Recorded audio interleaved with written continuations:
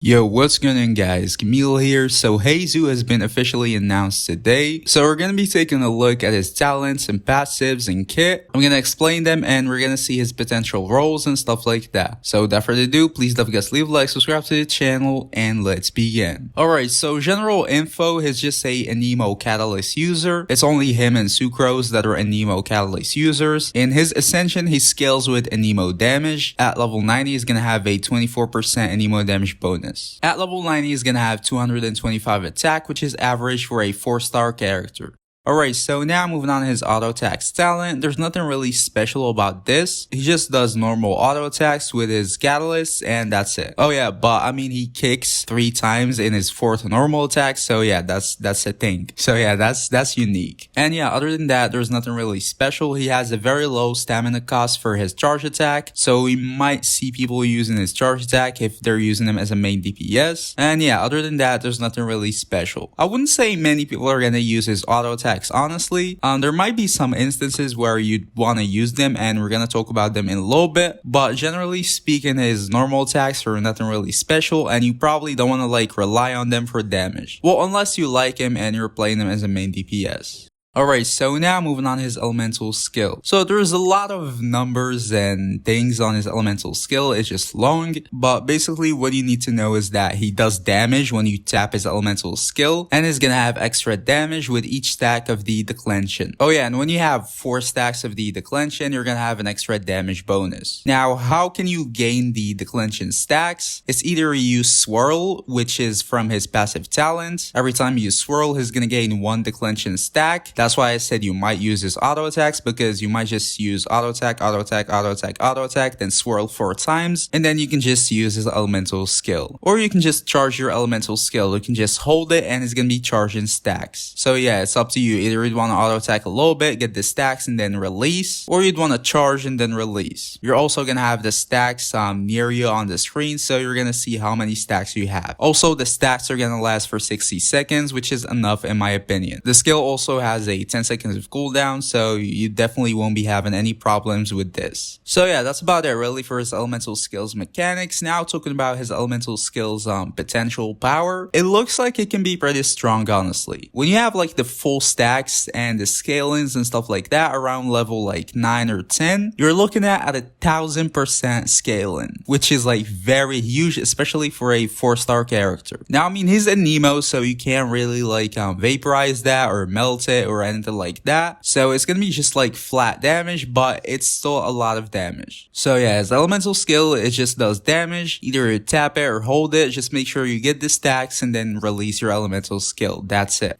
Now moving on, his elemental burst is pretty simple too. When you tap it, it just does an initial hit, a kick. It looks pretty cool. And then if the enemy you used your elemental burst on is affected by another element, let's say electro, he's gonna have the Windmaster Iris damage on him. What is that? It's just he's gonna have a thing on him, and then after a little bit it's gonna explode and it's gonna deal electro damage on him with a little bit of scaling. It's just some extra damage. There's nothing really special, and you can only do that with 4 opponents.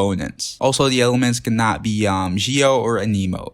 To explain that a little better, I guess, let's say we have 5 opponents. 4 of them are going to be affected by Hydro, Pyro, Cryo, and Electro. And then I did my elemental burst with Heizou. So I'm going to hit all of the 5 opponents with my elemental burst damage. They're all going to take this damage. And then if they didn't die, each one of them after a little bit is going to be hit with some extra damage from the element he was affected by. So the Electro one is going to be hit with some electro damage, the pyro one is going to be hit with some pyro damage, and so on. And the second hit of elemental damage can only happen to 4 opponents. So the 5th opponent, even if he was affected by some other element, he won't be hit. And for a single opponent, he cannot take 2 hits. So if he was affected by Hydro and Electro, for example, he cannot take 2 hits. It's just going to be one of them. So yeah, that's about it really for his elemental burst. The scaling is not really super high. His elemental skill is going to have higher scaling, but keep in mind it's only 40 energy cost and 12 seconds of cooldown, so you can just spam this.